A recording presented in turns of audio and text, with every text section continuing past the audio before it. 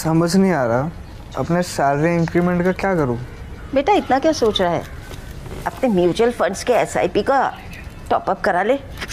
This is the right time. क्या समझ में नहीं आया? बेटा इतना क्या सोच रहा है, अपने म्यूचुअल फंड्स का SIP टॉपअप करा ले। This is the right time. आप समझा।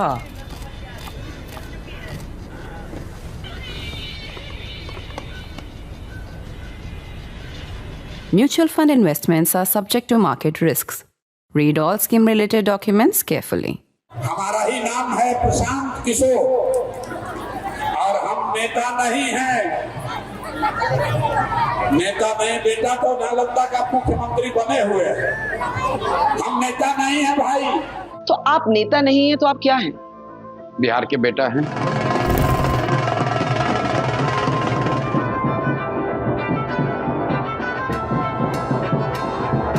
वोट बिहार का तो फैक्ट्री कहाँ लगना चाहिए, बिहार में कि गुजरात में? बिहार में कि गुजरात में? आवाज नहीं आया। बिहार में कि गुजरात में? बिहार में कि गुजरात में? ब्रांड मोदी कमजोर हुआ है। You do believe he is a brand in decline? Absolutely. Patna तक आवाज जाना चाहिए। जय बिहार, जय बिहार। आपने कहा है कि वो मुख्यमंत्री नीतीश जी मुख्यमंत्री नहीं बनेंगे। नीतीश कुमार ईमानदार हैं व्यक्तिगत तौर पर, लेकिन शारीरिक मानसिक तौर पर he is no more in control. Will you measure this history in terms of vote share, or will this history be written only if it's a जन स्वराज की सरकार? मैं कहता हूं जनसुराज या तो अर्श पे या फर्श पे।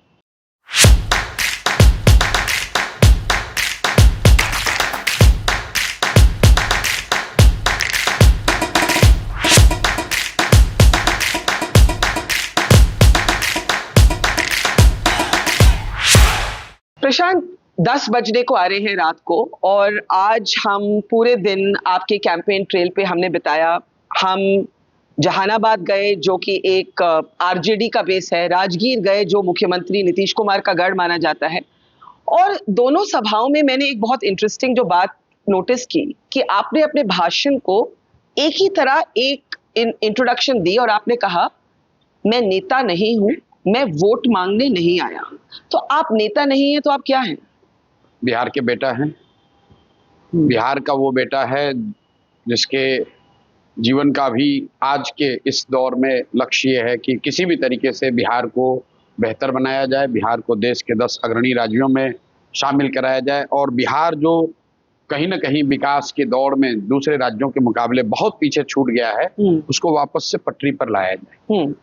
आपने कहा कि मेरी दोनों सभाओं में जो मैंने इंट्रोडक्शन दिया, इंट्रोडक्शन ही नहीं, आपने ध्यान दिया होगा मेरी पूरी की पूरी स्पीच ही कॉपी पेस्ट आप कह सकते हैं। आपने एक ही बात कही दोनों जगह में, और दोनों जगह नहीं, यही बात मैं पिछले कई महीनों से सालों से जी कह रहा हूं। 10 लोगों को बैठा कर कहा, फिर गांव में 200 400 500 लोगों को कहा, अब 10 15 20 हजार लोगों को भी कह रहा हूं, लेकिन बात वही कह रहा हूं। वोट नहीं मांग रहा हूं, लोगों को एक चीज बता रहा हूं कि आपके हाथ में ये ताकत है, और उसका एक साइंटिफिक या लॉजिकल तरीका उनको बता रहा हूं कि कैसे आप अपनी जिंदगी बदल सकते हैं।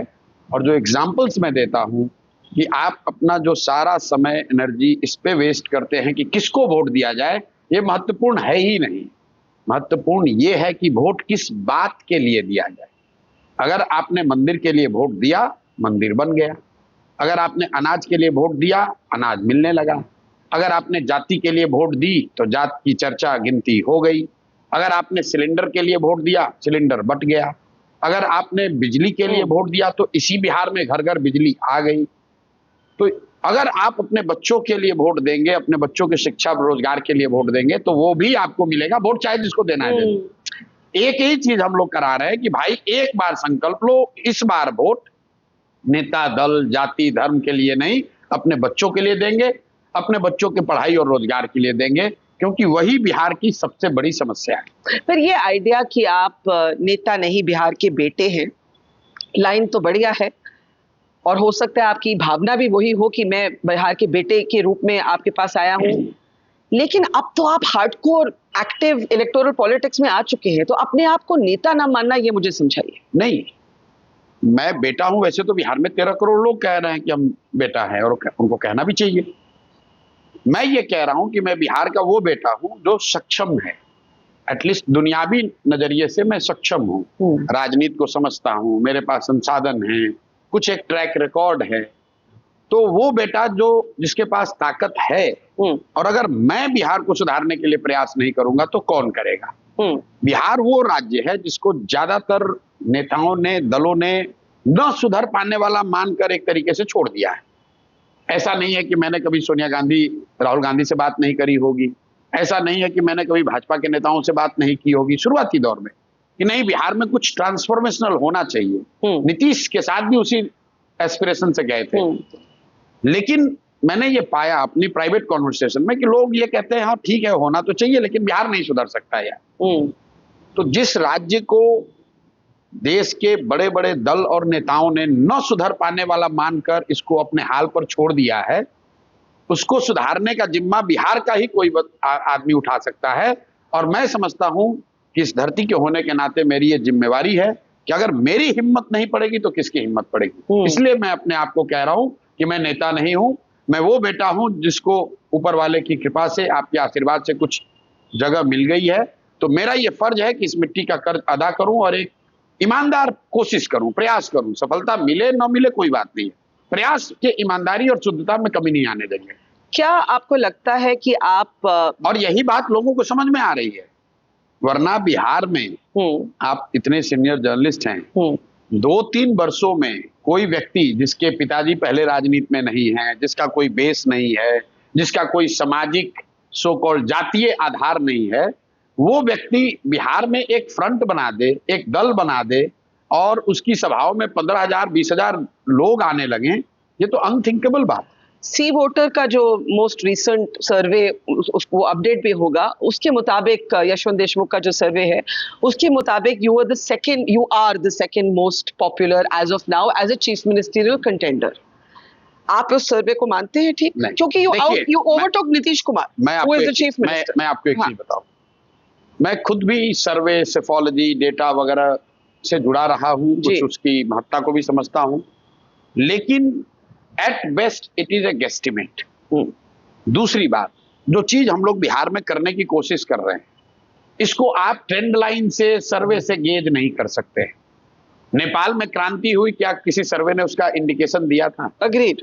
बांग्लादेश में, श्रीलंका में जो हुआ, क्या उसको कोई गेज कर सकता था? अग्रीड। तो बिहार में जो हम लोग करना चाह रहे हैं वो ट्रेंड लाइन से नहीं होगा, वो तो people have to take a leap of faith and say कि no, enough is enough, here is an option. हमें इस पे, मुझे जो सभा पे बहुत से लोग मिले जो आपकी सभा पे आए, मैंने उनसे सवाल किया राजगीर में खासकर कि आप पहले किसके साथ थे, तो उन्होंने कहा हम एनडीए या नीतीश कुमार के साथ थे। तो मुझे ये बहुत इंटरेस्टिंग बात लगी, क्योंकि अक्सर आपको जो आपके आलोचक हैं, जो बीजेपी की भी आलोचक है, वो कहते हैं प्रशांत किशोर तो बीजेपी की बी टीम है, क्योंकि उनको समझ नहीं है। बिहार में आरजेडी का जो बेस है वो 25 से 30% का है, ना वो घटता है ना बढ़ता है, लेकिन वो फिक्स है। वो बेस आपको मजबूत दिखेगा, रैलियों में आपको भीड़ दिखेगी, लेकिन वो चुनाव नहीं जीत सकते। ये मेरा असेसमेंट नहीं है। 2005 से लेकर अभी तक ये हर चुनाव में यही स्थिति है कि आरजेडी का जो वोट बेस है वो चुनाव नहीं जिता सकता है।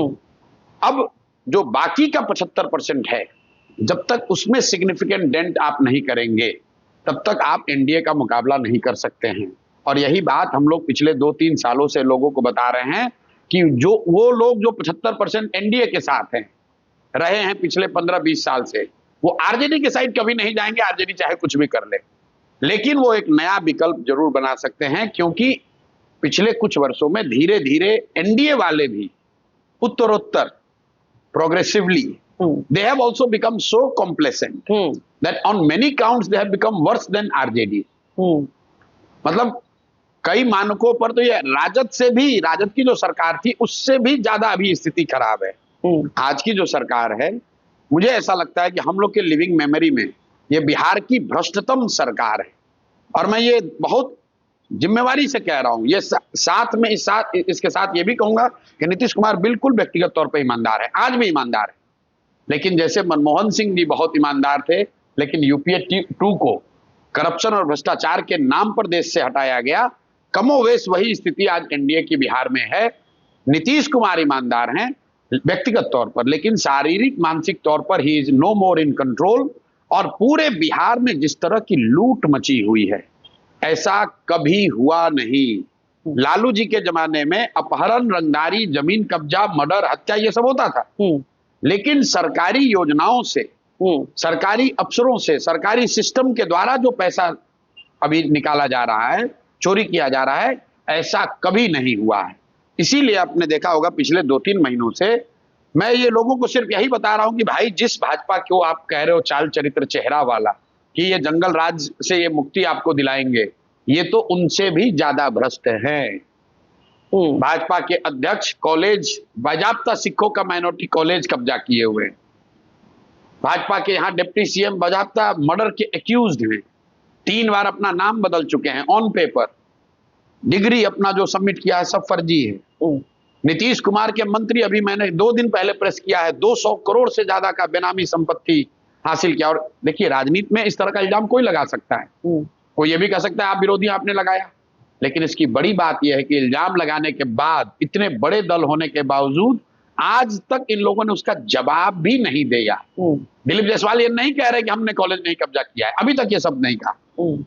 भाजपा के अध्यक्ष हैं, 20 प्रवक्ता हैं, किसी की हिम्मत नहीं है कि ये कह दे कि नहीं दिलीप जायसवाल ने कॉलेज पर कब्जा नहीं किया है। कैसे कहोगे? वो सिखों का कॉलेज है, आप सिख है नहीं, तो आप उसके मालिक बने कैसे? सम्राट चौधरी कैसे कह देंगे? भाई ये अंडर एज होने के नाम पर इनको मिनिस्ट्री से बर्खास्त किया गया।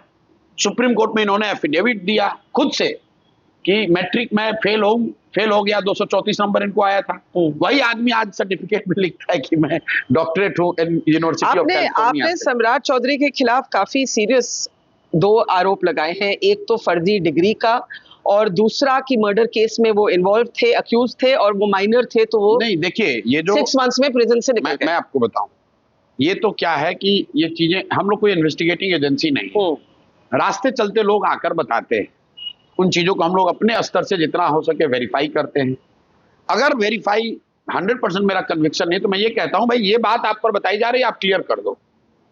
तो ये जो पूरी बात शुरू कहां से हुई कि जब ये लालू जी के कालखंड में इनको मंत्री बनाया गया, तो ये ना एमएलए थे ना एमएलसी थे। इनके पिताजी शकुनी चौधरी बड़े लीडर थे।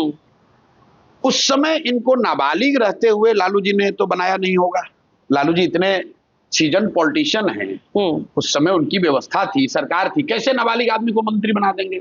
तो एक्चुअली ये नाबालिग नहीं थे उस समय, लेकिन इनके राजनीतिक विरोधियों ने, हम लोगों ने ये पाया कि जब ये बन गए मंत्री, तो एक इनका जो राजनीतिक विरोधी था उसने सुप्रीम कोर्ट में केस किया, इलेक्शन कमीशन में अपना दावा किया कि भाई ये तो नाबालिग हैं, ये कैसे मंत्री बनेंगे, हम चुनाव हमको डिक्लेयर कीजिए, हम जीते हुए हैं। उसका आधार क्या था? आधार ये था कि अब ये कहानी ये है कि एक सदानंद सिंह थे जो कांग्रेस के उस समय के तारापुर के लीडर रहे थे। शकुनी चौधरी और सदानंद जी में चुनाव आमने सामने था और ऐसा बताया जाता है कि 6 लोगों की हत्या हो गई, जिसमें सदानंद बाबू भी थे, बम मारकर, और उसमें ये नेम्ड एक्यूज थे। और ये कहानी है, जब इसके आगे की जो बात है जिसका मेरे पास प्रमाण नहीं है, कि इनको जब जेल हो गई तो जेल से नामजद अभियुक्त हो गए। उस समय इनका नाम था सम्राट कुमार मौर्य। फिर इन्होंने निकलने के लिए अपने बाप के रसूख की वजह से इन्होंने नाबालिग होने का सर्टिफिकेट करके बाहर निकाला। बाहर निकले, फिर अपना नाम सम्राट कुमार मौर्य से बदल के राकेश कुमार कर लिया। सुप्रीम कोर्ट के दस्तावेज में ये बातें लिखी हुई है। तो ये नाबालिग हो, अब इनको तो जब नाबालिग होकर ये निकले होंगे तब तो इनको ध्यान नहीं रहा होगा कि आगे मंत्री बनेंगे तो कोई पीछे से निकाल देगा। तो मेरा बस इतना कहना है कि सम्राट चौधरी जी ये बात बता दें कि भाई ऐसी कोई घटना हुई थी कि नहीं, उसमें आप नामजद अभियुक्त थे या नहीं। और ये नाबालिग होने वाली बात जो है जी, कि बिहार विद्यालय परीक्षा समिति ने जो मैट्रिक का एग्जाम लेता है, उन्होंने कहा कि सम्राट कुमार मौर्य मैट्रिक का एग्जाम दिए, ये फेल हो गए, 234 नंबर आया। ये सुप्रीम कोर्ट का दस्तावेज है, ये तो बिल्कुल प्रमाणित है। आपने 1998 के अपने इलेक्शन एफिडेविट में लिखा कि मैं 7वीं पास हूं। फिर अभी के इलेक्शन एफिडेविट में आप लिखते हो कि आपने ग्रेजुएशन कर लिया यूनिवर्सिटी कामराज यूनिवर्सिटी से और डॉक्टरेट कर लिया यूनिवर्सिटी ऑफ कैलिफोर्निया से। तो मेरा सिंपल सवाल है कि भाई मैट्रिक कब किए और 12वीं कब किए वो बता दो। और इलेक्शन कमीशन की हालत देखिए, इलेक्शन कमीशन ये नहीं पूछ रहा है कि भाई आपने 10वां नहीं किया, 12वीं नहीं किया, तो आप ग्रेजुएशन और डॉक्टरेट कैसे कर लिए। और अगर ये नहीं जवाब देंगे तो इस बार जब चुनाव लड़ेंगे तो हम लोग कंप्लेन करेंगे कि भाई इनसे पूछा जाए कि 10th कब किए, 12th कब किए, ये बात तो पूछी जानी चाहिए। पूछा जा रहा है, ये हमारा कोई कंजेक्चर नहीं है। वो आकर प्रेस में बता दे। 2 दिन हो गए, आप डिप्टी सीएम हैं, आप भैया अगर मैं कुछ गलत कह रहा हूं मुझे पकड़ लो, मुझे पकड़ लो, मुझ पर मानहानि केस कर दो। आपको कोई डेफेमेशन नोटिस नहीं आया? कोई उनकी हिम्मत ही नहीं, किस बात का डेफेमेशन नोटिस करोगे भाई, ये तो प्रामाणिक है, पेपर पे लिखा हुआ है। तो क्या जवाब आया उनकी तरफ से? कोई जवाब नहीं दिया, चुपचाप बैठे हुए। तो उन्होंने मतलब नॉट सम्राट चौधरी ने बट बीजेपी ने एक प्रेस कॉन्फ्रेंस की और उन्होंने काउंटर चार्जेस लगाए आप पे। भाई क्या काउंटर? मेरे पे कोई कि भाई आपकी फंडिंग कहां से आती है, यही है उनका चार्ज। सुनिए, ऐसा है कि अगर एक बार को उन्होंने जो कहा है आलतू फालतू बात, उसको भी अगर आप मान लें तो प्रशांत किशोर पर नहीं इल्जाम है। वो कह रहे हैं कि जनसुराज की फंडिंग कहां से होती है जी, और कुछ कंपनियों के नाम बताए, इस कंपनी ने जनसुराज को पैसा दिया। Shell company. एक मिनट, तो भाई भाजपा को जो फंड देता है, जो जदयू को फंड देता है, वो भी तो कोई कंपनी है। अगर मैं ये कहूं कि भाजपा के अकाउंट में जो हजारों करोड़ रुपए जमा है उसको भी भारत का किसान ने तो दिया नहीं है, किसी कंपनी ने ही दिया है। तो भैया वो भी बात बता दो कि किस किस कंपनी ने दिया है। अंतिम बात, सरकार आपकी है, केंद्र में भी और राज्य में भी। प्रशांत किशोर कुछ गलत कर रहे हैं, आप जांच बैठा लो, ईडी भेज दो, सीबीआई भेज दो, अरेस्ट करा लो, दिक्कत क्या है इनका? नहीं, आप एक बात बताइए कि भाजपा इतनी सीधी, इतना कमजोर दल कब से हो गया? अगर हम ऐसी गलती कर रहे हैं, 3 बरस से कर रहे हैं, तो आप लोग इन पर तो इल्जाम यही है कि ईडी सीबीआई का दुरुपयोग करते हैं, यहां पर तो सदुपयोग करने की बात है। प्रशांत किशोर और जनसुराज ने कुछ गलत किया है, आप मुझे पकड़ लो, पकड़ के अंदर करो, इसमें दिक्कत क्या है?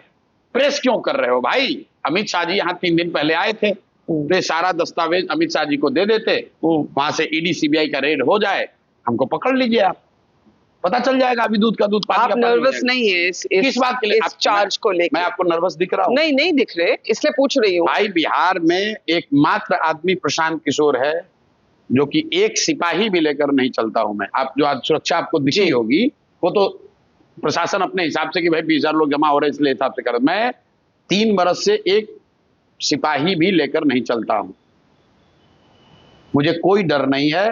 और जिनका भी कागज आएगा मेरे पास आया हुआ है, उसमें से जहां भी प्रमाण मुझे दिखेगा मैं आगे भी बोलूंगा, मानने वाला नहीं हूं। अभी अशोक चौधरी की स्थिति देख लीजिए, जदयू का मुख्य प्रवक्ता नीरज जी ने खुद से कहा कि भाई जदयू में नीतीश कुमार की ये परिपाटी रही है, किसी पे इल्जाम लगता है उसको आके जवाब देना पड़ता है। ये मैं नहीं कह रहा हूं, ये तो जदयू के लोग कह रहे हैं कि भाई अशोक चौधरी सामने आइए, अपना जवाब दीजिए। अशोक चौधरी क्यों नहीं जवाब दे रहे? भाई 2 दिन हो गए, बता दो कि गलत है। जो मैंने जमीन के कागज दिखाए हैं बता दो कि ये जमीन कागज नहीं है, सही नहीं है। जमीन खरीदना कोई गलत नहीं है, लेकिन आप मंत्री हैं, 200 करोड़ रुपए आपके पास कहां से आ गए? बरखा दत्त बहुत बड़ी पत्रकार है, आप 100 करोड़ रुपए आपके पास होगा, आप दिल्ली में घर खरीद लीजिए, कोई दिक्कत नहीं है। आप मंत्री, मेरे पास 100 करोड़ नहीं, अगर मैं, बहुत लोगों के पास है, लोग खरीद रहे हैं, कोई दिक्कत नहीं है। आप मंत्री हो बिहार सरकार के, आप कहां से खरीद के लाए हो 200 करोड़ रुपए का? और अगर खरीदा, आपका पैसा है तो अपने नाम से क्यों, अपने अकाउंट से दिखाओ पैसा कहां दिए हो। अपने पीए के नाम पर खरीद रहे हो, पीए से फिर ट्रांसफर करा रहे हो अपने बेटी के नाम पर। ये तो सीधा घालमेल दिख रहा है ना भाई। प्रशांत किशोर का घर है, हमारा, हम लोग जहां बैठे हैं, मान लीजिए जिनका भी घर है, उन्होंने अपने अकाउंट से पैसा दिया होगा, उनके नाम का घर है, संभव है 200 करोड़ से ज्यादा का हो। लेकिन हम अपने अकाउंट से पैसा देंगे ना, और सरकार, जब हम अपने अकाउंट से पैसा देंगे तो सरकार को हम ये बताएंगे कि ये पैसा आया कहां से, उस पर टैक्स भरा हुआ है। बेनामी लोग क्यों कर रहे हैं? आप देर कर रहे हैं एक तरह से केंद्र सरकार को कि भाई अगर मेरे खिलाफ कुछ है तो कर लो, कर लो। आज से थोड़ी कर रहे हैं, 3 साल से कर रहे हैं। मुझे ये बताइए, आपने बीच में कहा कि एक तरह से नीतीश कुमार की स्थिति आज देख के आपको मनमोहन सिंह की यूपीए 2 की याद आती है। आपको पर्सनली नहीं लगता है? आई सी द मेटाफर कि नहीं, जैसे पर्सनली देखिए, मैं नीतीश, आप 15 में नीतीश जी का इंटरव्यू लेने आए जी, मैं नीतीश जी की मदद कर रहा था उस समय 15 में। मैंने नीतीश कुमार का वो आंच देखा है, वो रुतबा देखा है कि किसी की हिम्मत नहीं है कि कोई आकर ये कह दे कि भैया ये फेवर हो जाए। आज उनकी स्थिति यह है कि नीतीश कुमार को पता भी नहीं चलता है कि हो क्या रहा है। फेसबुक से ही 10-10 हजार करोड़ रुपए की स्कीम घोषित हो रही है। उनके इर्द गिर्द के सारे लोग अपने परिवार वालों की नियुक्तियां करा रहे हैं। यही अशोक चौधरी 57 साल की उम्र में पटना यूनिवर्सिटी में अभी 2 महीना पहले प्रोफेसर हो गए। कैसे हो गए भाई, कैसे हो गए आप बताइए। नीतीश जी की आरजेडी के साथ अलायंस की सरकार थी। सुशील मोदी जी ने आरोप लगाया तेजस्वी यादव, लालू यादव पर। नीतीश जी ने क्या कहा, भाई सार्वजनिक तौर पर आकर आप एक्सप्लेन कर दीजिए, अगर एक्सप्लेन नहीं कीजिएगा तो मैं आपके साथ नहीं रह सकता हूं। तो अगर ये बात तेजस्वी यादव पर लागू होती है, लालू यादव के परिवार पर लागू होती है, क्योंकि वो मान लीजिए यहाँ के सबसे डिफेम्ड करप्शन के नाम पर लीडर्स हैं, उनको सजा हुई है, लोग उनको चारा चोर कहते हैं, उन पर ये लागू हुआ है, तो अशोक चौधरी तो अपने आप को ईमानदार बता रहे हैं। आपने ये भी कहा कि उनकी एक तरह से मेंटल हेल्थ जो कहते हैं जी, एंड आप पहले भी इस पे थोड़े से सवाल उठा चुके हैं। मैं जनवरी से बोल रहा हूं, और ये बात मैं लोगों की व्यक्तिगत चीजों पर मैं बहुत अवॉइड करता हूं बोलना। मैं यहाँ बिहार में 3 साल से हूं। पहली बार नीतीश कुमार के मेंटल हेल्थ पर स्वर्गीय सुशील मोदी जी ने सवाल उठाया विधानसभा के से बाहर। मुझे अगर डेट याद है 21 नवंबर 2022 में, कि नीतीश बाबू का मेंटल हेल्थ कुछ ठीक नहीं लग रहा है। उसके बाद बिहार के तमाम नेताओं ने उनके भाव भंगिमाओं को देखकर, उनके संवाद के तरीके को देखकर, उनके बॉडी लैंग्वेज को देखकर, उनके एक्शंस को देखकर इस तरह की चर्चा आम है। मैंने कभी टिप्पणी नहीं की। मैंने पहली बार टिप्पणी तब की जब मैं यहाँ आमरण अनशन पर बैठा था बीपीएससी के पेपर लीक को लेकर, और जितने लोग सरकार के हमसे निगोशिएट कर रहे थे हमारी टीम से, उन लोगों को जो हम लोगों ने शर्त रखी थी कि भाई कुछ नहीं, खाली इन बच्चों को नीतीश जी से मिलवा दीजिए, वो अगर कह देंगे कि पेपर लीक नहीं हुआ तो बच्चे मानने को तैयार हैं। और जितने अफसर हम लोग से बात कर रहे थे वो कह रहे थे भाई ये तो कोई डिमांड ही नहीं, तो बिल्कुल ही हो जाएगा। लेकिन उन लोगों के द्वारा ही पता चला कि नीतीश जी इस बात को समझ ही नहीं रहे कि कोई पेपर लीक हुआ है या कोई धरने पे बैठा है या बच्चे एजिटेशन कर रहे हैं। तो उस समय मुझे लगा कि भाई राज्य में इतनी बड़ी घटना हो रही है, इतना बड़ा एजिटेशन चल रहा है, और नीतीश जी उसको समझ नहीं पा रहे हैं या उनको सुन रहे हैं, जानकारी उनको है लेकिन उसको प्रोसेस नहीं कर पा रहे हैं। तब मैंने कहा कि भाई इनकी मानसिक स्थिति स्वस्थ नहीं मालूम होती है। और मैंने क्या कहा कि भाई एक मेडिकल बोर्ड बैठा लीजिए और दिखवा लीजिए कि मेंटली अगर स्वस्थ हैं तो। ये तो अमेरिका में भी हुआ। बाइडेन के बारे में लोगों ने कहा, उनको हटना पड़ा पीछे जी। अभी ट्रंप के बारे में किसी ने कहा तो मेडिकल बुलेटिन जारी हुई। ये तो लोकतंत्र की एक स्वस्थ परंपरा है कि अगर आपके स्वास्थ्य के विषय में इस तरह की टीका टिप्पणी हो रही है तो आप एक मेडिकल बुलेटिन जारी कर दीजिए। मैं आपको दावे के साथ कह सकता हूं कि कोई भी मेडिकल बोर्ड उनको फिट नहीं घोषित कर सकता है। मैं कैमरे पे चैलेंज कर रहा हूं। आपने 2 और चैलेंजेस रखे हैं, एक की जेडीयू के 25 से ज्यादा सीट्स आ ही नहीं, कहां आएंगे, और आप राजनीति छोड़ देंगे। बिल्कुल छोड़। क्या हम लोग कौन राजनीति कर रहे हैं? और दूसरा आप बताइए, अभी लोग कह रहे हैं भैया जीतेंगे, क्या बनेंगे, नहीं बनेंगे, जीत पाएंगे नहीं। अरे 15 में तो हम जीत गए थे ना भाई। अगर आप मेरे से कहाँ मिले थे? नीतीश कुमार के घर में मिले थे जी। अगर मैं चाहता, मुझे कोई मंत्री बनना होता, एमएलए एमपी बनना होता तो बन गए होते उसी समय जी। तेजस्वी यादव उस समय बन गए डिप्टी सीएम। ये तो कुछ नहीं थे, चुनाव में इनकी कोई भूमिका नहीं थी, पहली बार चुनाव लड़े थे। हम लोग की बिहार में आकर राजनीति करने की, राजनीतिक पद लेने की कोई मंशा कभी रही नहीं। ये जरूर मंशा रही कि बिहार में तरक्की अगर नीतीश के अंडर हो रहा है तो रफ्तार बनी रहे। तो एक आपका दावा है कि 25 से ज्यादा नहीं आएंगी तो आप you will not consider yourself politically smart, तो आप राजनीति छोड़ देंगे? बिल्कुल छोड़ देंगे। 25 सीट तो जदयू को आ ही नहीं सकता। दूसरा आपने कहा है कि वो मुख्यमंत्री, नीतीश जी मुख्यमंत्री नहीं बनेंगे। कैसे बनेंगे? पहली बात कि 25 सीट आएगी नहीं, तो जब 42 पर रो के भाजपा ने बनाया था तो 25 पे तो निश्चित नहीं बनाएंगे। पहली बात कि हम लोग का जो आकलन है और जो आज आपको फील्ड में भी एक उसकी झलक दिखी होगी कि बिहार में 60% से ज्यादा लोग बदलाव चाहते हैं। वो चाहे किसी जाति का हो, किसी वर्ग का हो, जो गरीब आदमी है, जो इस विकास की दौड़ में कहीं बहुत पीछे छूट गया है, जिसका बच्चा, जिसका पति, जिसके घर वाले साल में एक बार कभी उससे मिलने आते हैं, पूरे साल वो कहीं मजदूरी करता है 10-12 हजार रुपए के लिए, गाली सुनता है, तकलीफें सहता है, उन लोगों को बदलाव चाहिए। वो चाहे किसी जाति का हो, किसी धर्म का हो, किसी दल का हो। तो जब 60% से ज्यादा लोग बदलाव चाहते हैं तो एनडीए का जाना तो तय है। अब जो लोग बदलाव चाहते हैं उनके पास दो विकल्प हैं, या तो पुराने जंगल राज को वापस लेकर आए विद द होप कि इस बार वो गलती नहीं करेंगे, या वो एक नई व्यवस्था जनसुराज को vote they with the hope कि ये नए लोग हैं लेकिन ईमानदार लोग हैं, ये कुछ प्रयास कर सकते हैं। दोनों में जनता को एक लीप ऑफ फेथ लेना है। अब जनता तय कर ले कि भैया उसको तेजस्वी आरजेडी की जंगल राज वाली सरकार पर भरोसा करके वापस लाएंगे, ये जो नई व्यवस्था जनसुराज बनी है इस पर भरोसा करेंगे। तो हर हालत में एनडीए का जाना तय है। लेकिन मान लीजिए एक बार को हाइपोथेटिकली कि उनको मेजॉरिटी आ भी गई, तो भाई नीतीश कुमार को भाजपा वाले क्यों बनाएंगे? वो तो अपना पहले भी बना चुके हैं। पहले नीतीश कुमार की हालत दूसरी थी, और इसका प्रमाण क्या है भाई? जब अमित शाह जी से पूछा गया तो उन्होंने कहा कि चुनाव के बाद निर्णय होगा।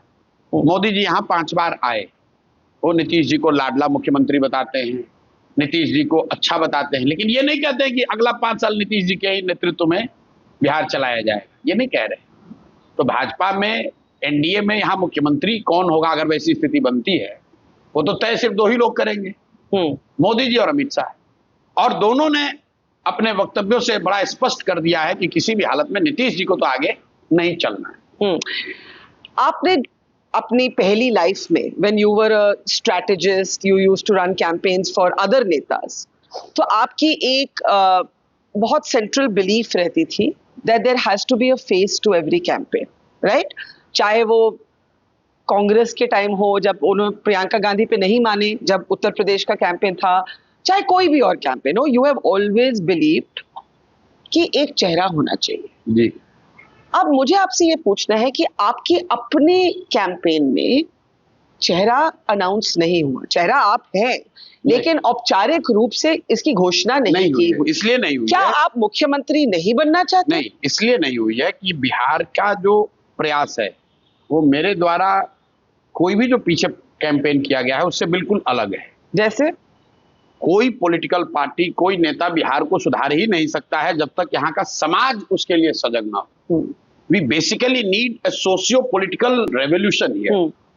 यस, तो हम लोग, और मेरा रेवोल्यूशन में यकीन नहीं है लेकिन हमें चाहिए वो, तो हम लोग वो इंग्रेडिएंट्स तैयार कर रहे हैं, वो बात रख रहे हैं, समाज को समझा रहे हैं कि क्या करने से तुम्हारी जीवन सुधरेगा। अगर वो सोशियो पॉलिटिकल रेवोल्यूशन हुआ तो ही बिहार में सुधार होगा, नई व्यवस्था बनेगी।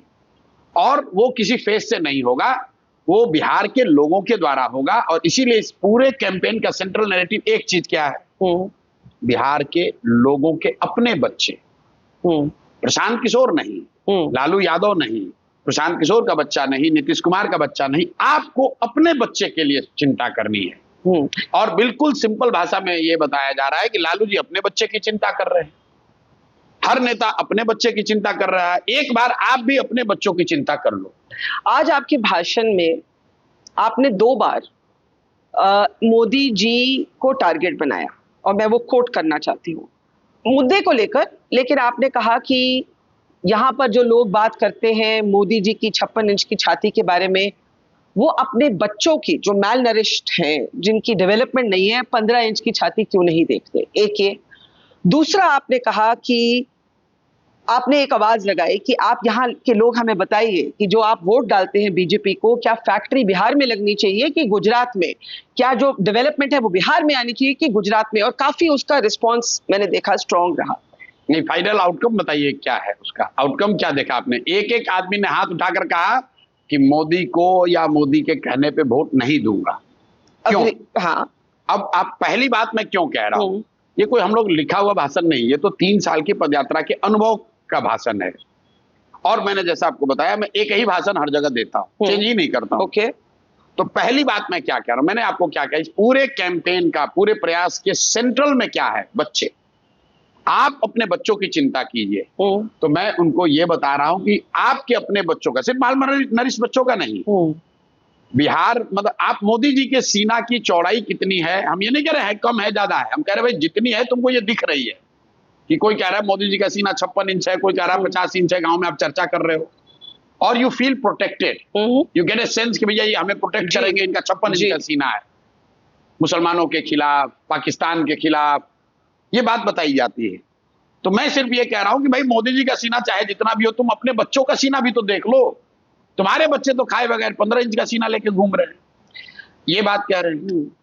दूसरी बात, हम डेवलपमेंट की बात नहीं कर रहे हैं, हम सीधा पूछते हैं लोगों से सवाल कि भाई वोट आपका है, वोट जहानाबाद का है, तो फैक्ट्री जहानाबाद बिहार में लगनी चाहिए कि गुजरात कि सूरत गुजरात में लगनी चाहिए? लोग 1 मिनट को सोचते हैं और फिर क्या जवाब देते हैं, नहीं भैया हर हालत में बिहार में लगना चाहिए। फिर मेरा दूसरा सवाल क्या होता है कि भाई जितने लोग बीजेपी को वोट दिए हो, आप लोग अपने से बताइए कि पिछले 15 साल में मोदी जी ने जहानाबाद बिहार में फैक्ट्री लगाया कि सूरत गुजरात में लगाया? लोगों ने क्या कहा, भैया गुजरात में। तो फिर हम लोग सवाल करते हैं कि अच्छा आप बता दो भाई कि अब तय कर लो आप कि आपको ये चाहिए। तो लोग कहते हैं बिल्कुल नहीं चाहिए। तो नहीं चाहिए तो हाथ उठा के संकल्प ले लो कि अब मोदी जी कहने वोट नहीं दो। नहीं, तो as a speech it was a very effective speech जो मैंने क्राउड रिस्पांस देखा। लेकिन मैं थोड़ा सा उसको और प्रोब करना चाहता हूँ प्रशांत, कि आपका जो रिश्ता प्रधानमंत्री के साथ रहा है, it's of course been close when you worked with him, worked on his campaign, लेकिन उसके बाद भी एक पर्सनल कनेक्शन आपका बना रहा है कुछ हद तक। पर्सनल कनेक्शन का मतलब क्या है? मतलब मैं कोई सरकार से कोई सुविधा लेता हूं, पर्सनल, तभी पर्सनल नहीं सर, पर्सनल कनेक्शन क्या होता है? मतलब मोदी जी हमको कोई मदद करते हैं, हमको कोई जगह दी हुई है, हमें कोई व्यवस्था दी है, हमें कुछ नहीं, ना कोई लेना एक ना देना दो। मैं 3 बरस से अपनी हड्डी गला रहा हूं बिहार में, क्या मुझे किसी ने मदद की? मुझे तो बिहार के लोगों ने ही मदद की। कभी उनका फोन आया? क्यों आएगा? वो तो हमारे विरोध में खड़े हैं वो लोग। पर्सनल दोस्ती? नहीं क्या पर्सनल दोस्ती? भाई पर्सनल, फिर वही बात, पर्सनल दोस्ती क्या होती है? मैं अपना जीवन पर्सनल दोस्ती होती है कि आप किसी से पॉलिटिकली डिसएग्री करते हैं, लेकिन कभी कभी आप उनसे बात कर लेते हैं। तो यहाँ 3 साल से मैं अपना सब कुछ दांव पे लगाया हूँ। मुझे तो किसी ने पर्सनली फोन करके नहीं पूछा भाई अच्छा छोड़ो जो होगा होगा, आपको गुड विशेष ही दे देता हूँ, मुझे तो किसी ने नहीं दिया। तो किस बात का पर्सनल? तो आपकी लास्ट कब उनसे बात हुई? कोई नहीं बात हुई है। मतलब बहुत साल हो गए? कोई बात नहीं। मुझे आपसे ये पूछना है, अगर और ये बात रहेगी, देखिए मैं राहुल गांधी को भी वहां गाली नहीं देता हूं, मैं लालू यादव को भी गाली नहीं देता। आपने गाली किसी को नहीं सुनिए, मैं मन से कहता हूं कि लालू जी के राज में गरीबों को, पिछड़ों को, वंचितों को, सो कॉल्ड जो वंचित पिछड़ा जिनको माना जाता था, उनको आवाज और सम्मान मिला। लेकिन जिन वर्गों को लालू जी ने आवाज और सम्मान दिया, उन वर्गों के बच्चों को लालू जी ने पढ़ाया नहीं, उनको जमीन नहीं दी, उनको पूंजी रोजगार नहीं दिया, उनको आवाज दे दी, उनके हाथ में झंडा पकड़ा दिया और कह दिया कि मेरा और मेरे बच्चों का नारा लगाते रहो। तो जो पहली बात है उसके लिए तो मैं लालू जी का मन से तारीफ कराता हूँ, हाथ उठवाता हूँ। मैंने क्या नहीं बोला कि भाई नीतीश के राज में सबके घर में बिजली आई है कि नहीं आई है? मैं तो तारीफ कर रहा हूँ नीतीश कुमार का। तो जो काम उन्होंने किया है उसकी मैं तारीफ करता हूँ, जो नहीं किया वो लोगों के सामने रखता हूँ और फिर बोलता हूँ अब निर्णय ले लो भाई तुम। 2024 के लोकसभा चुनाव में मैं आपको इसी जगह जहां हम आज बैठे हैं मिली थी, और आपने हमारी एक बातचीत में कहा, आपके आंकड़े थोड़े से गलत साबित हुए, लेकिन आपने एक ब्रॉड आर्ग्यूमेंट उस समय रखी कि आपने कहा नंबर तो शायद बढ़ेंगे लेकिन ब्रांड वीक हो रहा है। अब कुछ समय गुजर चुका है, असेंबली इलेक्शंस में बीजेपी जीतती आई है अभी तक, और आंकड़े नीचे गिरे लेकिन ब्रांड रिबाउंड होते हुए नजर आ रहा है। Were you wrong then? नहीं, देखिए मैंने आपने अच्छा कहा, जो बात हम लोगों ने कही थी यहीं पे बैठ के, हाँ 6 बातें मैंने कही थी। एक तो मोदी फिर से प्रधानमंत्री बनेंगे, जी बन गए जी। दूसरी बात मैंने ये कहा कि बीजेपी को मोर और less BJP will retain its vote share, तो 0.7% कम हुआ है, मोर और लेस 36% वोट उनको आया है। तीसरी बात जो मेरी गलत हुई, मैंने कहा कि अगर वोट शेयर मेंटेन होगा तो मोर और लेस उनको 300 सीट आ जाना चाहिए, आएगा जी। ये मेरा गलत हुआ, इस पे मैं बताता हूं आगे। इसके साथ मैंने ये कहा कि चाहे जितने सीट लेकर मोदी जी बने, he will be weaker prime minister in 3rd term compare to 1st and 2nd, जो कि दिख रहा है। आज आप देख लीजिए अमेरिका को वो कैसे डील कर रहे हैं, आप देख लीजिए चाइना को वो कैसे डील कर रहे हैं, और कई अन्य विषयों पर जो लोग ऐसा समझ रहे थे कि एकदम ट्रांसफॉर्मेटिव कुछ 3rd टर्म में होगा, वैसा कुछ नहीं हुआ। और जो बात मैंने कही कि ब्रांड मोदी कमजोर हुआ है, किस सेंस में? क्या आप अभी do you stand by that? Yes, his ability because to, many his supporters would say he's एक minute his supporters would say he's standing up to Donald Trump. नहीं, his ability to get vote transferred in the name of party candidates has diminished big time. आपने 2 election के जीतने की बात कही जी, वो जीते कहाँ? महाराष्ट्र में और हरियाणा में। दोनों जगह कहाँ लड़ रहे थे? कांग्रेस से। कश्मीर में क्या हुआ? हार गए। झारखंड में क्या हुआ? हार गए। तो ये बात भी उसी इंटरव्यू में मैंने कही थी कि जब कांग्रेस इतनी वीक ऑपोजिशन है, that makes BJP and Modi look stronger and more stronger than what they are. तो जो बातें मैंने 6 कही थी वो उसमें 5 सही है, 1 गलत हुआ। मैंने कहा था 300 आया 240, उसके लिए मेरी गलती भी है, लेकिन हम लोग कोई भगवान तो है नहीं। 5-10% ऊपर नीचे होना चाहिए था। 40-60 सीट का अंतर बड़ा अंतर है, वो गलत नहीं होना चाहिए था। तो वो मेरे आकलन में या मेरे गेस्टिमेट में वो गलती है। लेकिन उन सारे विशेषज्ञों के मुकाबले जो कि मोदी जी को 400 बता रहे थे या 200 बता रहे थे, उसके मुकाबले तो I was still closer to what actually happened. I was not dot on. So 6 बातें कही, 5 सही हुई, 1 गलत हुआ भाई। But you do believe he is a brand in decline? Absolutely. अब आप देखिए, बिहार में मोदी जी अगर एक सभा 2014 में कर दे तो पूरे बिहार में उसी सभा की चर्चा होती थी। आज मोदी जी 15 में भी आप आए होंगे, थर्ड टर्म है, मैं आपको बता रहा हूँ, 15 में भी आप आए होंगे, मोदी जी की सभा होती थी तो हम लोग अपोजिशन में थे, नीतीश जी के साथ थे। एक डर होता था कि मोदी जी की सभा होगा तो पूरा माहौल बदल जाएगा। अभी मोदी जी बिहार में आते हैं, 5-6 बार आ चुके, भीड़ लाने के लिए पूरे बिहार के सरकारी तंत्र को लगाया जाता है, डॉक्यूमेंटेड है, यूट्यूबर्स रोज दिखा रहे हैं, और उसका कोई असर नीचे नहीं है। कोई चर्चा भी नहीं करता है कि पिछली बार मोदी आए क्या हुआ। मैं आपको सिर्फ कंपैरिजन बता रहा हूं। I was against fighting with his opponents in 2015, और मोदी जी अगर मुजफ्फरपुर में आए तो बजाबता 10 दिन की हम लोग को तैयारी करनी पड़ती थी, और सभा होने के बाद 5 दिन 7 दिन तक हम लोग जमीन पर लगे रहते थे उसको काउंटर करने में।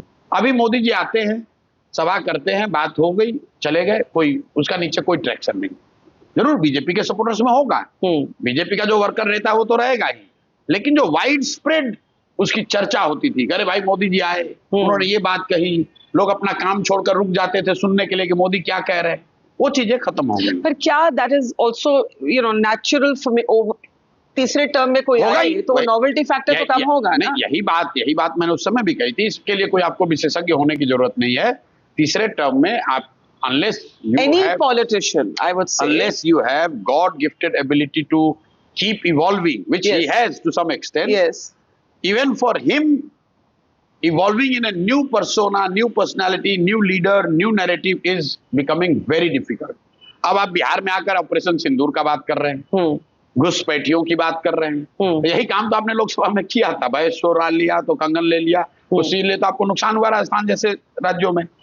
तो अगर आप बिहार में आकर बाढ़ पर बात नहीं कर रहे हैं, रोजगार पर बात नहीं कर रहे हैं, पलायन पर बात नहीं कर रहे हैं, शिक्षा पर बात नहीं कर रहे हैं, बिहार के भविष्य की बात नहीं कर रहे हैं, घुसपैठियों की बात कर रहे हैं, तो मैंने तो कहा भाई अगर आप ये कह रहे हो कि घुसपैठिए बिहार में आके रह रहे हैं तो ये तो आप अपने परफॉर्मेंस पे पट्टा लगा रहे हो। क्योंकि एक और तो आप कह रहे हो कि आप सबसे मजबूत प्रधानमंत्री हो, अमित शाह वल्लभ भाई पटेल के बाद सबसे ताकतवर गृह मंत्री हैं, और दूसरी ओर आप आके कह रहे हो कि किशनगंज में घुसपैठिए रह रहे हैं। तो 15 साल से सीमा तो आप ही देख रहे हो, तो पहले तो मानो कि आपके गृह मंत्री रहते हुए सारे बाहर से लोग आकर रह रहे हैं यहाँ, और आप उसको पहचान नहीं पा रहे हो, कुछ कर नहीं पा रहे हो, तो दोनों बात तो सही नहीं हो सकती है। एक और आप अपना पीठ थपथपा रहे हो कि मैं इतना स्ट्रॉन्ग गृह मंत्री हूँ, प्रधानमंत्री हूँ कि देश की सीमाएं सुरक्षित हैं, और दूसरे ओर बिहार में लाकर लोगों को डरा रहे हो कि सारे मुसलमान आकर किशनगंज में बैठ गए। दोनों बात तो सही नहीं हो सकती है ना, एक ही कोई सही होगी। तो ये भी थोड़ी चर्चा चल रही है बिहार में कि अगर किसी की बहुमत नहीं आती है, मेजॉरिटी नहीं आती है, तो प्रशांत किशोर किस तरफ टिल्ट होंगे? देखिए, पहली बात तो मैंने कहा है कि जो जन स्वराज की पूरी स्ट्रेटेजी है, जो हम लोगों ने प्रयास किया है, और मैं बिल्कुल कैमरे पे कहता हूं, मेरे साथी कई बार उसका विरोध भी करते हैं, भैया ऐसा क्यों कहते हैं, कहिए कि हम जीतेंगे। मैं वो नहीं कहता, मैं कहता हूं जन स्वराज या तो अर्श पे या फर्श पे। क्योंकि जो मैंने बात आपको शुरू में कही कि सिर्फ ये पॉलिटिकल नरेशन और संगठन और वोट पोलिंग का मामला नहीं है। People have to take a quantum leap of faith to trust a new entity called Jan Suraj to transform their lives. जो पिछले 30-40 सालों में नहीं हुआ है। तो अगर लोगों ने बात सुन लिया, उनको पसंद आ गई, भीड़ आ रही है, उनको अच्छा भी लग रहा है, वो चाहते भी हैं, उनकी जरूरत भी है, still when it comes to voting, if they don't take that leap of faith, then we are at on floor, फर्श पे हैं। 10 से कम सीट आएगी जनसुराज की। लेकिन अगर लोगों ने वो लीप ऑफ फेथ लिया तो जनसुराज को इतनी सीटें आएंगी जो व्यवस्था को बदलने के लिए काफी होगा और एक तरह से पॉलिटिकल हिस्ट्री लिखी जाएगी। यहां पर बीच की कोई स्थिति होगी नहीं। We are ready for both. अगर मैं फर्श पे हूं, क्योंकि अच्छा हुआ तो उसके लिए तो कोई तैयारी करने की जरूरत नहीं है। अगर समझिए जनसुराज को 5 सीट आ गया तो भी प्रशांत किशोर को कोई फर्क नहीं पड़ने वाला है। मैं 5 साल और इतनी मेहनत, इतनी ईमानदारी से ये प्रयास को जारी रखूंगा। मेरे जीवन का अगला 10 साल, 3 साल तो उसमें गुजर गए, 3.5 साल, बिल्कुल मैंने फिक्स किया हुआ है कि इसको बिहार को सुधारने के लिए लगाना है। पर अगर 10 साल के बाद ही कुछ सोचूंगा तो आप ये कैटेगोरिकली कह रहे हैं कि आप ना आरजेडी कांग्रेस ना बीजेपी जेडीयू को सपोर्ट नहीं करेंगे? स्थिति नहीं बनेगी। और अगर बन गई जी तो मैंने यहां तक कहा कि मैं उन साथियों को बुलाऊंगा जी। मान लो 15, 20, 25, 30, 40 सीट जीत गए तो मैं उन साथियों को बुलाऊंगा और बोलूंगा कि भाई अगर तुम्हें सत्ता या विपक्ष की राजनीति करनी है तो जहां जाना है जाओ, हमें तो सड़क और समाज की राजनीति करनी है। जब तक समाज को जगा नहीं लेंगे, बिहार को सुधारने के लिए उसको तैयार नहीं कर लेंगे, तब तक ये प्रयास जारी रहेगा। और वो 20, 25, 30 एमएलए से नहीं हो सकता है। उसके लिए आपको डिसाइसिव मैंडेट चाहिए और अगर डिसाइसिव मैंडेट नहीं मिलता है जी तो फिर मुझे यहाँ मंत्री बनने और एमएलए बनने की क्या, आपकी अपनी क्या असेसमेंट है कि क्या होगा नतीजा? जनसुराज एकदम, मैं आपको बता रहा हूँ, we will write history will be written in Bihar. क्योंकि ये सिर्फ बिहार स्पेसिफिक घटना नहीं होगी, ये वो घटना होगी जो बिहार में हो रही होगी, लेकिन उसका impact pan India. What will the result have to be for you to feel कि हिस्ट्री, इतिहास लिखा जा रहा है? इसलिए पूछ रही हूँ, मुझे एक कहानी याद आई। मैं तमिलनाडु में अन्नामलाई का इंटरव्यू कर रही थी और मैंने उनको कहा कि what will you consider as a historic win for you, एक ऐसे स्टेट में जहां बीजेपी की कोई प्रेजेंस है नहीं। तो उन्होंने कहा कि अगर मेरे इतने % वोट आ गए तो I will consider I am a success. वो नहीं हुआ उनके लिए। अब मैं आपसे पूछती हूँ, will you measure this history in terms of vote share और will this history be written only if it's a Jan Suraaj की सरकार नहीं, उससे भी ज्यादा। मैंने ऑलरेडी इसको आंसर किया हुआ है कि लोगों ने कहा कि ऐसी चर्चा है कि आपको बेस्ट के सिनेरियो में 130-35 सीट आ सकता है, सरकार आपकी बन सकती है जी। मैंने ऑन रिकॉर्ड कहा है, फिर रिपीट कर देता हूं, अगर जनसुराज को 125-30 सीट आया तो मैं उसको अपनी बहुत बड़ी हार मानूंगा, जनसुराज की हार मानूंगा, अपने प्रयासों की विफलता मानूंगा कि 3 बरस मैंने अपने जीवन का सब कुछ दांव पर लगाया है, सब कुछ झोंका है, जो भी बुद्धि, समझ, संसाधन भगवान ने मुझे दिया है, सब कुछ लगाने के बाद अगर मैं सिंपल मेजॉरिटी लेकर आऊं, जनसुराज को 125-30 सीट आएगा तो उसको मैं हार मानूंगा, तो उसके नीचे तो सब हार ही है। That's very ambitious. It's not ambitious. It's not ambitious. That is what we need to change Bihar. ये बताइए मुझे, आपने अब आप लोगों को लगेगा कह रहे यार ये तो बहुत ज्यादा ही कुछ एम्बिशियस हो रहे हैं। जब मैंने बंगाल में कहा कि बीजेपी को हराना नहीं है, 100 के नीचे रखना है, तो मेरे घर वालों ने कहा यार हराना तक तो ठीक था, ये 100 के नीचे कहने का क्या मतलब, 110 भी आ सकता है उनको।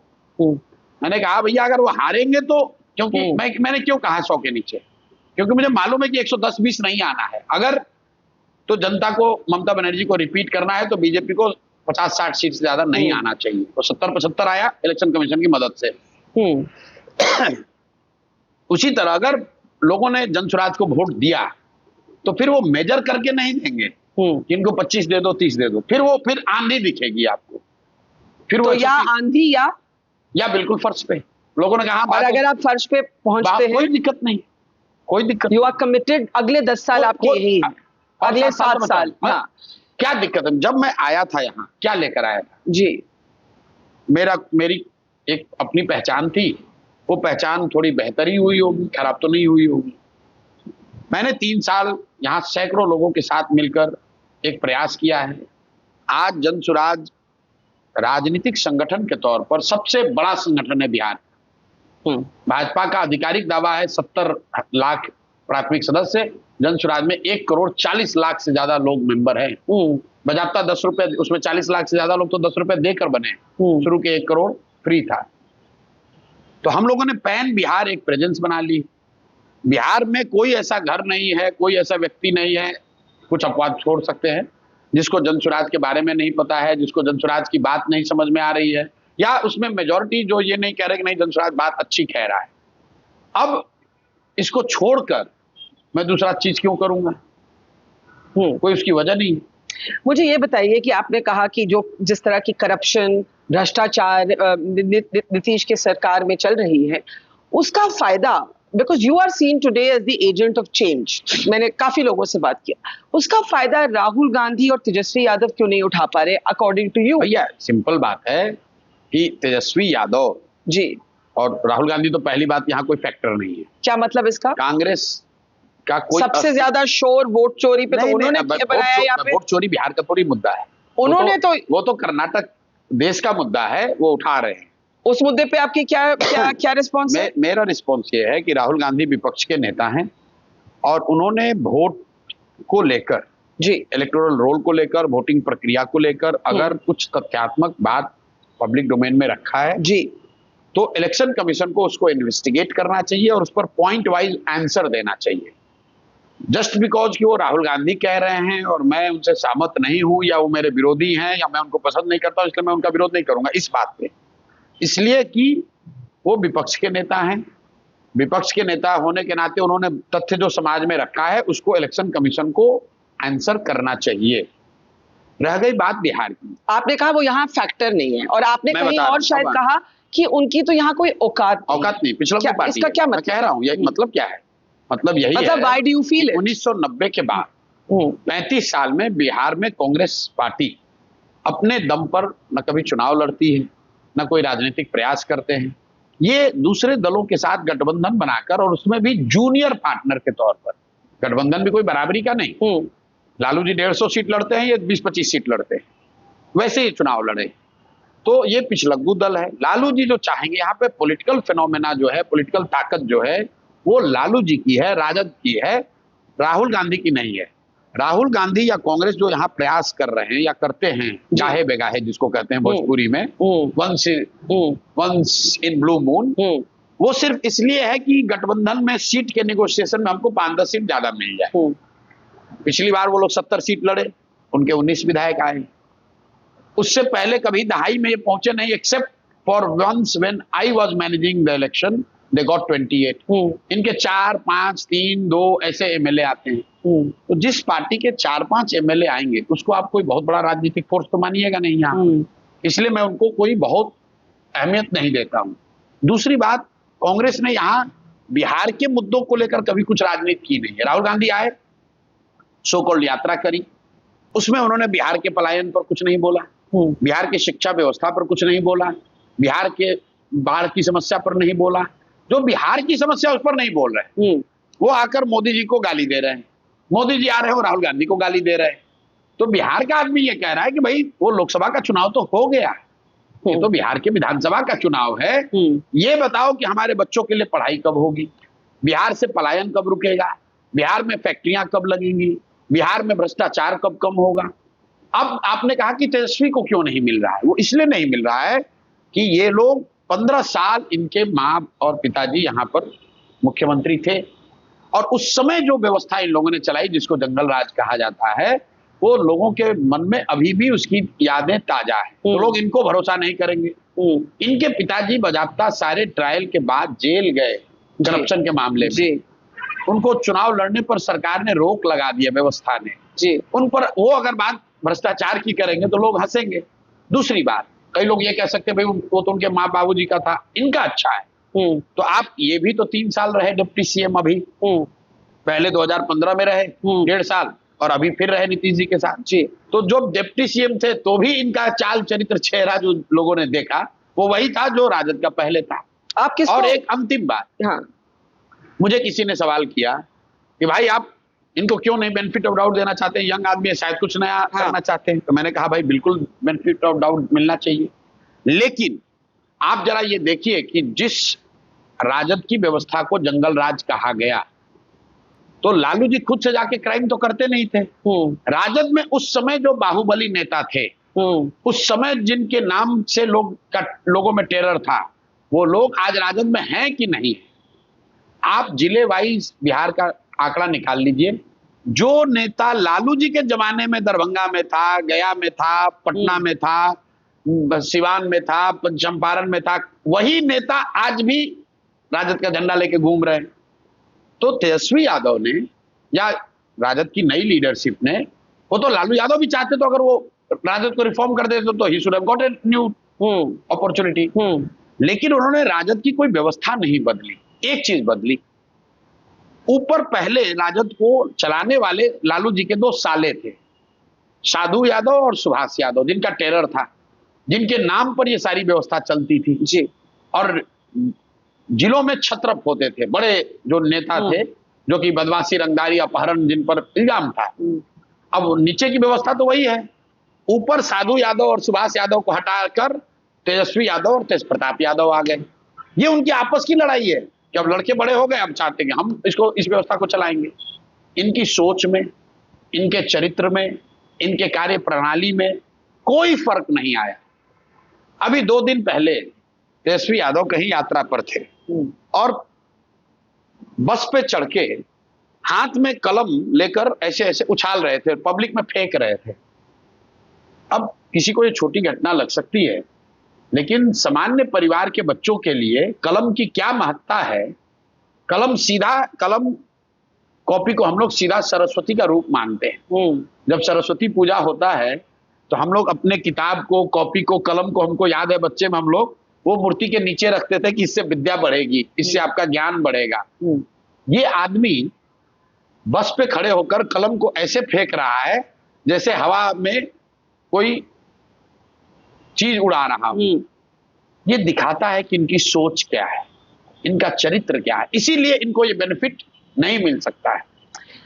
आपने अपनी विजन, मैंने आज आपकी भाषण में सुनी, वैसे भी सुनती आई हूँ। एक पॉलिसी डिसीजन जो आपने प्रपोज किया है उसको लेकर काफी चर्चा है और वो है प्रोहिबिशन जी। और उसके बारे में मैं इसलिए खासकर पूछना चाहती हूँ, I am not a supporter of prohibition, सबसे पहले तो मैं ये कहना चाहिए, लेकिन आपकी सोच समझना चाहती हूँ क्योंकि गांधी जी आपके एक तरह से मेंटर हैं, you draw your ideological inspiration from him.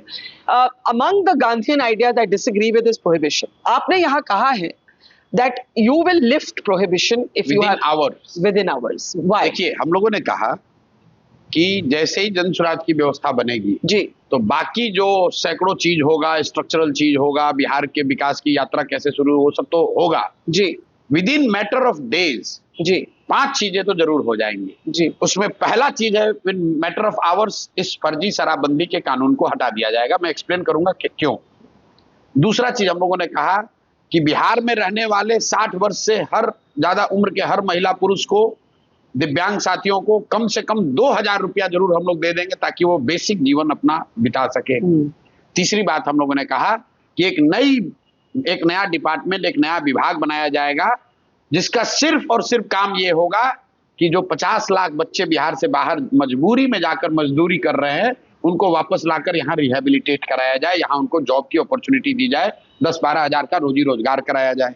चौथी बात हम लोगों ने ये कही कि जब तक शिक्षा व्यवस्था नहीं सुधरेगी जी, सरकारी स्कूल नहीं सुधरेंगे, सुधारने का एक प्लान है, तब तक हर गरीब को ये अवसर होगा कि आप अपने बच्चे को प्राइवेट स्कूल में नाम लिखवा लीजिए, उसका पैसा सरकार भरेगी।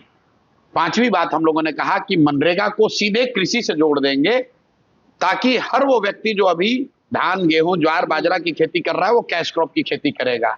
और अंतिम बात ये कहा कि 100 सबसे भ्रष्ट नेता और अफसर, बड़े नेता और अफसरों पर स्पेशल कोर्ट, स्पेशल लॉ बनाकर उनको प्रोसिक्यूट किया जाएगा, उनको इन्वेस्टिगेट और प्रोसिक्यूट किया जाएगा, उनके द्वारा बिहार की लूटी हुई संपत्ति को वापस किया जाएगा। ये 6 बात तो होगी with in matter of days. अब आपने कहा शराबबंदी की बात क्यों, तो पहली बात तो आप ये समझिए कि बिहार में शराबबंदी है ही नहीं। शराबबंदी के क्या एक फर्जी कानून है जिसके तहत शराब की दुकान बंद है और होम डिलीवरी चालू हो गया। शराब की दुकानों के बंद होने से बिहार का 15 से 20 हजार करोड़ का नुकसान हो रहा है जी। और ये पैसा जा कहां रहा है? ये पैसा होम डिलीवरी करने वाले शराब माफिया को जा रहा है, उसको प्रश्रय देने वाले नेता और अफसरों के पास जा रहा है।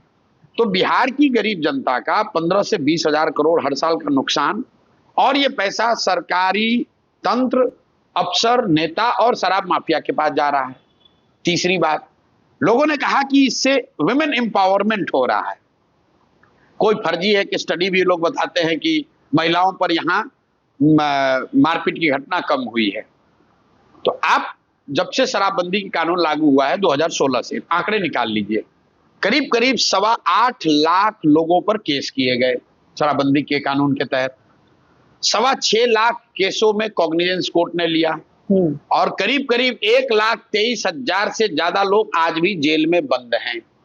अब इसमें इंटरेस्टिंग बात यह है कि 1,23,000 लोग जो जेल में बंद हैं वो कौन है?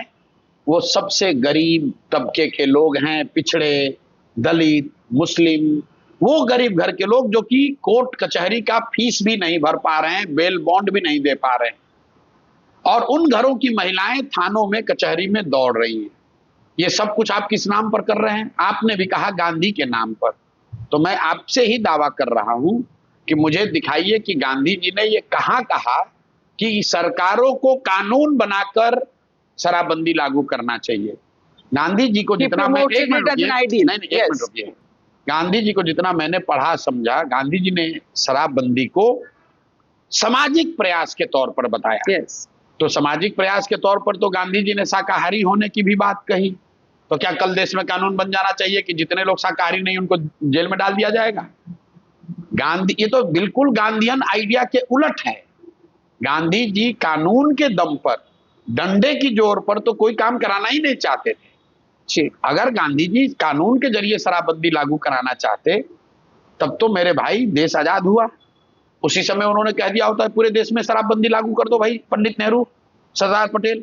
कौन गांधी जी की बात मना करता? नहीं, मैं एक अंतिम बात, चूंकि आपने कहा गांधीयन बात, एक अंतिम बात, मैं सारे भाजपा और जदयू राजद के लोगों से, कांग्रेस के लोगों से पूछना चाहता हूं कि अगर शराबबंदी के इतने फायदे हैं तो ये बढ़िया फायदा, बढ़िया लड्डू आप लोग बिहार के लिए ही क्यों रखे हैं?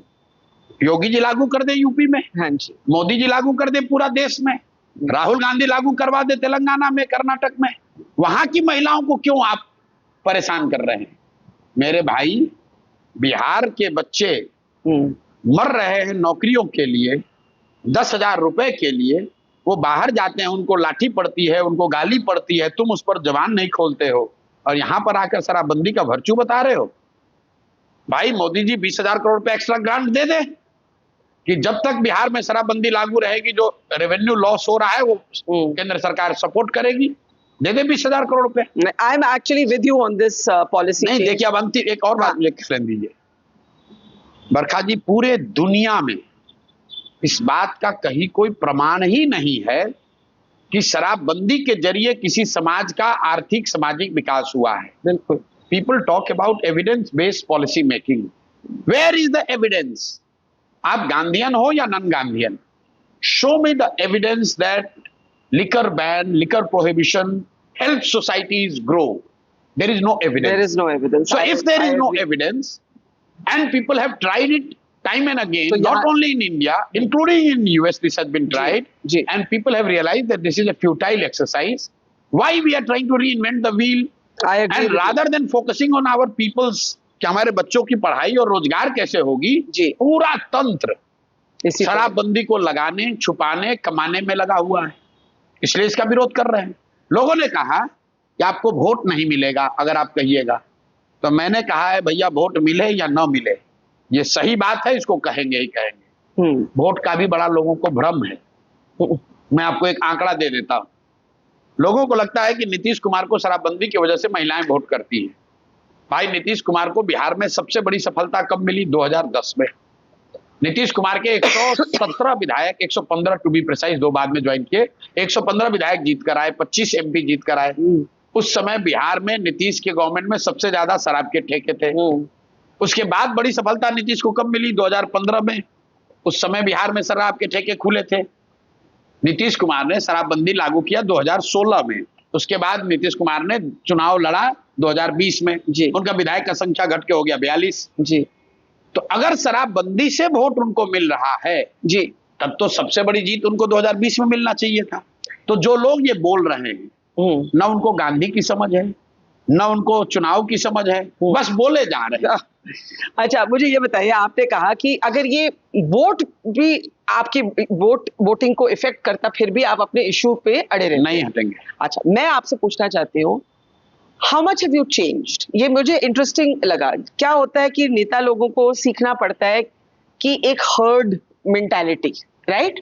You are too much of an individual. पर आप 1 साल हो गया, हालांकि आप अपने आप को नेता अभी भी नहीं बोलते हैं, लेकिन जन स्वराज की formal as a political party को 1 साल होने को जा रहा है 2 अक्टूबर। ये साल ने आपको कितना बदला है प्रशांत? नहीं, हर दिन बदल रहा है। देखिए, जब इस चीज को मैंने शुरू किया तो एक जो आप रेजोल्यूशंस लेते हैं ना जी, तो मैंने एक वादा अपने आप को किया है, क्योंकि मैंने चुनाव जितने लोगों के साथ लड़वाने में कंधा लगाया, उनके साथ जुड़कर काम किया, तो एक चीज मैंने बहुत क्लोजली फर्स्ट हैंड देखा कि चुनाव जीतने के लिए कई बार सही बात आपको दिखती है फिर भी आप उससे कॉम्प्रोमाइज कर लेते हैं। तो मैंने एक चीज यहां अपने आप से वादा किया था कि जो सही होगा वो कहूंगा, वोट मिले या ना मिले। ये सिर्फ शराबबंदी की बात नहीं है। मैंने कहा कि बिहार में भूमि सुधार लागू किया जाएगा, जनसुराज आएगा। तो मुझे किसी पत्रकार ने पूछा कि अगर आप ऐसा कहोगे तब तो सवर्ण आपसे नाराज हो जाएगा। बिहार में तो लालू नीतीश की हिम्मत नहीं पड़ी ये कहने की कि भूमि सुधार लागू होगा। मैं डंके की चोट पर कह रहा हूं कि भूमि सुधार लागू होगा। क्यों होगा? क्योंकि जब मैंने इसका अध्ययन किया, देखा कि बिहार में 60% लोग लैंडलेस हैं, पूरे देश में 38% लोग लैंडलेस हैं। वो बिहार और लोगों ने कहा सवर्ण नाराज होगा। क्यों नाराज होगा? इन्हीं सवर्णों ने भूदान आंदोलन में विनोबा भावे को लाखों एकड़ जमीन दिया कि भाई जो भूमिहीन है उनको जमीन दे दी जाए। लेकिन वो लाखों एकड़ जमीन कहाँ गया? चूंकि भूमि सुधार के दिशा में कोई प्रयास नहीं हुआ तो वो जमीन सब एक तरीके से कागजों में, फाइलों में गायब हो गए। अगर भूमि सुधार होगा तो उससे लैंड प्रोडक्टिविटी बढ़ेगी, लैंड ओनरशिप क्लियर होगा, और जो लैंड ओनर है उनको भी फायदा होगा, और जो लैंड ओनर नहीं है, लैंडलेस है, उनको जमीन मिलेगी भी। क्योंकि अभी बिहार में 1/3 से ज्यादा जमीन का जो ओनरशिप है वो डिस्प्यूटेड है, और डिस्प्यूट किसके साथ है? वो सरकार के साथ है। सरकार के आंकड़ों में पता ही नहीं है कि जमीन का मालिक है कौन। इसलिए मैंने कहा कि अगर मुझे लग रहा है कि नहीं, भूमि सुधार के जरिए यहाँ rural economy, land productivity, agriculture efficiency, agriculture income बढ़ सकता है, तो कोई नाराज हो कोई खुश हो, मैं बोलूंगा ही और ये करूंगा भी। आप क्या बदले हैं पिछले साल? रोज बदलता हूँ। नहीं, पर for the better, for the worse ये नहीं पता मुझे कि पर बदले हैं। रोज बदलता। एक उदाहरण दीजिए, कैसे बदले हैं? मैं मेरी जो बिहार की समझ है वो अलग, और समाज की जो समझ है। हाँ, मैं बिहार में ही मेरा जन्म हुआ है, यहाँ पर पले बड़े भी हैं, कुछ साल काम भी किया है, कुछ साल आपके पेरेंट्स फैमिली घर भी यहीं पे है? यहीं पे, जहाँ पे आप लौट नहीं पाए? नहीं, लौट नहीं पाए because of pain, emotional grief? ऐसा नहीं है। मैंने ये बताया कि 2000 मेरे पिताजी और माँ बक्सर में रहते थे पहले। वहां पे हम लोग का एक बड़ा सेटअप है, घर वगैरह है, मेरे पिताजी का हॉस्पिटल था। तो एक बार मतलब 14 अगस्त 2015 को मेरी माँ को, वो जमशेदपुर में थे, उनको MRI के जरिए पता चला कि उनको कैंसर है। तो फिर ऐसी स्थिति बनी कि वो जमशेदपुर से वापस बक्सर नहीं आई, उनको हम लोग दिल्ली ले गए जी, और वो 2 साल वहां रही। उनका जो बन पड़ा वो इलाज कराया गया, लेकिन वो वापस नहीं लौटी, उनकी देहांत हो गई। मतलब 14 अगस्त 2017 को she went in coma, then after few days she died. उसके बाद मेरे पिताजी भी नहीं लौट पाए जी, पिताजी की भी मृत्यु हो गई। तो जो वो घर है जी, जिसको मुझे देखना चाहिए, इसको बेहतर तरीके से रखना चाहिए, मैं वो हिम्मत नहीं जुटा पा रहा हूं कि मेरी माँ जब उस घर में वापस आ ही नहीं सकी, तो फिर उस घर में जाकर उसको फिर से उस एनवायरनमेंट में रीलिव करने की जो एक साइकोलॉजिकल ब्रिज जो मुझे पास करना है वो मैं नहीं कर पाया, और इस वजह से मैं घर नहीं जाता हूँ, घर नहीं गया हूँ। पिछले 8-10 सालों से नहीं गया हूँ। यहीं बगल में है, वहां अगल बगल जाते भी हैं, कार्यक्रम पार्टी का करने जाते हैं, अपने घर नहीं जाते हैं जी। ये मेरी कमजोरी कह लीजिए, कायरता कह लीजिए, क्योंकि मुझे ये भी लगता है कि मेरे माँ बाप ऊपर सोचते होंगे कि यार तुम जिस घर में, उसमें दिया बत्ती जलाने वाला कोई नहीं है, कोई देखने वाला नहीं है, इतनी मेहनत से मेरे पेरेंट्स ने उसको बनाया, वो घर आज अच्छे कंडीशन में नहीं है। लेकिन मैं वो हिम्मत इसलिए नहीं जुटा पाया हूं कि एक बार उस घर से मेरे माँ बाप निकले तो फिर वो वापस नहीं आ पाए, तो इसलिए मैं जा नहीं पाया वहां, लेकिन जाऊंगा एक दिन ना एक दिन तो जाऊंगा ही। आप उदाहरण दे रहे थे कि और बदलने की जो बात है, मैं यहीं पे जीवन का मेरा कई साल बिहार में बीता है, बच्चे के तौर पर, स्टूडेंट के तौर पर, नौकरी करते समय भी, और मुझे ऐसा लगता था, लोगों को भी लगता है कि मुझे बिहार की बड़ी अच्छी समझ है। लेकिन जब मैंने पदयात्रा की, गांव में देखा, लोगों को फील किया, मिले, तो जो अनुभव मेरे हुए उसको मैं समराइज करता हूं कि बिहार आंकड़ों में जितना गरीब दिखता है उससे बहुत ज्यादा गरीब, उससे बहुत ज्यादा बदहाल नीचे जमीन पर है। और ये मेरी सीख है। मैं जब चला हूं, मैंने देखा है। जब आप आंकड़ों में देखते हैं तो आपको ये पता चलता है कि 1.25 करोड़ लोग यहाँ ऐसे हैं जिनको 400 रुपया वृद्धा पेंशन मिलता है। और मैं 15 में था और मैं अपने आप को कोसता भी हूं कि ये मेरे नजर से स्लिप हो गया, मैंने कभी इस बात को समझा ही नहीं 15 में, वरना मैं इसको मुद्दा बनाता उस समय, उनकी कुछ मदद तो जरूर कराई होती, 7 निश्चय का हिस्सा बनवाता इसको। लेकिन मुझे ये समझ ही नहीं आई उस समय कि अच्छा ठीक है, वृद्धा पेंशन है, कुछ मिलता होगा। जब मैं नीचे चला और उन महिलाओं से मिला, उन लोगों से मिला जो कि महीने भर इंतजार में बैठे हैं कि मेरा 400 रुपए आएगा तो मैं दवा खरीदूंगी, मेरे लिए आज भी ये इनकॉम्प्रिहेंसिबल है कि कोई व्यक्ति, कोई महिला, अकेले बूढ़ी महिला 400 रुपए में अपना जीवन कैसे बिता रही है। उसमें उसको अपने कपड़े भी खरीदने हैं, अपनी दिनचर्या भी चलानी है, उसको दवा भी खरीदना है, उसको खाना भी खाना है।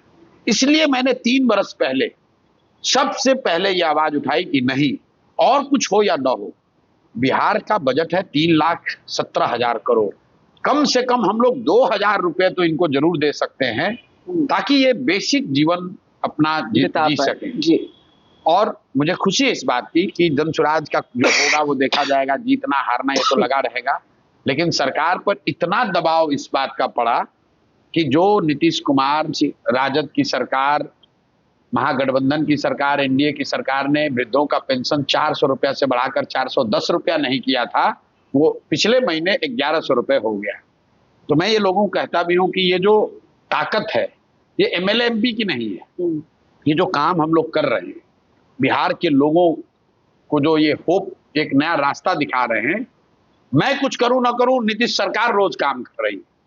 वृद्धों का पेंशन 1100 हो गया, यहाँ पर आंगनवाड़ी का सैलरी बढ़ गया, आशा का मानदेय बढ़ गया, रसोईया की सैलरी डबल हो गई। हर दिन एक घोषणा हो रही है कि बेरोजगार युवाओं को 1,000 रुपये मिलेगा, महिलाओं को 10,000 रुपये रोजगार के लिए लोन मिलेगा। ये क्यों हो रहा है? क्योंकि लोगों के पास एक विकल्प है, वो विकल्प को चुने ना चुने, एक ऑप्शन। लेकिन जो सत्ता में बैठा है उसको डर है। अगर जनसुराज नहीं होता तो नीतीश कुमार और एनडीए क्या सोचते कि भैया 400 दे ना दे, लालू जी के डर से वोट हमको देगा ही देगा। इसलिए जो बात जनसुराज की फिलॉसफी है, जो हम लोग नीचे बताते हैं कि आप अपने लिए विकल्प तैयार कर लो, वोट जिसको देना है दो जी।